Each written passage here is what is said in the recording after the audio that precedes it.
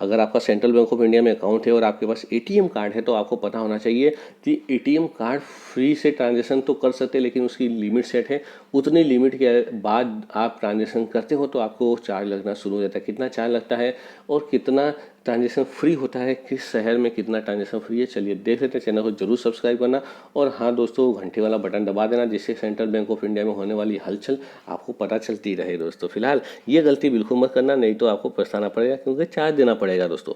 सबसे पहले मैं आपको बता दूं, अगर आपके पास सेंट्रल बैंक ऑफ इंडिया का कार्ड है, जिसको मैं सीबीआई बोलूँगा, सीबीआई का कार्ड आपके पास एटीएम कार्ड, और उसको दूसरे किसी बैंक के एटीएम में इस्तेमाल करते हैं तो क्या चार्जेस लगता है, कितना ट्रांजेक्शन फ्री है। तो दोस्तों, अगर सीबीआई का कार्ड है तो 3 ट्रांजेक्शन फ्री है। जी हाँ, सिर्फ 3 ट्रांजेक्शन, लेकिन शहर बेंगलोर, चेन्नई, दिल्ली, कोलकाता, हैदराबाद, मुंबई, इन 6 शहरों में ट्रांजेक्शन करते हैं तो 3 ही ट्रांजेक्शन फ्री है।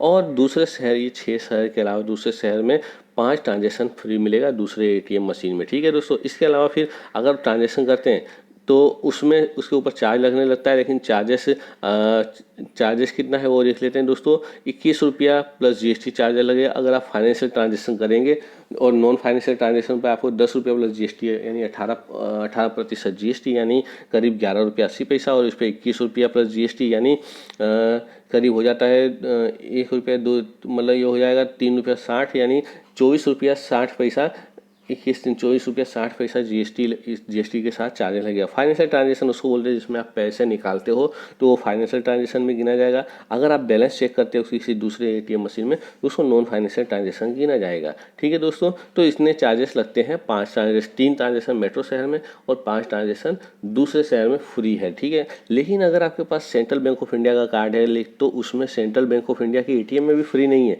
जी हाँ, 5 ट्रांजेक्शन तक ही फ्री है, उसमें फाइनेंशियल नॉन फाइनेंशियल दोनों आ गया 1 महीने में।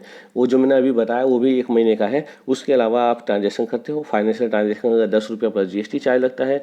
नॉन फाइनेंशियल ट्रांजेक्शन करते हैं तो 5 रुपया प्लस जीएसटी चार्ज, यानी पैसे निकालते हैं 5 ट्रांजेक्शन से ज़्यादा, 5 ट्रांजेक्शन हो जाता है उसके बाद पैसे निकालते हैं तो 11 रुपया 80 पैसा चार्ज लगेगा। और अगर बैलेंस चेक करते हो 5 ट्रांजेक्शन के बाद तो उसको चार्जेस लगेगा आपको कितना लगेगा दोस्तों, 5 रुपया 90 पैसा चार्जेस लगेगा। इतना ही नहीं दोस्तों, और भी सुनिए। अगर आपके अकाउंट में बैलेंस नहीं है फिर भी आप पैसे निकालने की कोशिश करते हो और मैसेज आता है, सेंट्रल बैंक ऑफ इंडिया का एटीएम हो चाहे दूसरे बैंक का एटीएम हो, अगर आपको मैसेज आता है transaction decline due to insufficient balance या इनसफिशियंट फंड, तो आपको 25 रुपया प्लस जीएसटी, यानी करीब 29 रुपया और 29.5 रुपया के करीब चार्ज आपको देना पड़ सकता है। ठीक है, इस बात को ध्यान रखना है। फिलहाल इतना ही, धन्यवाद।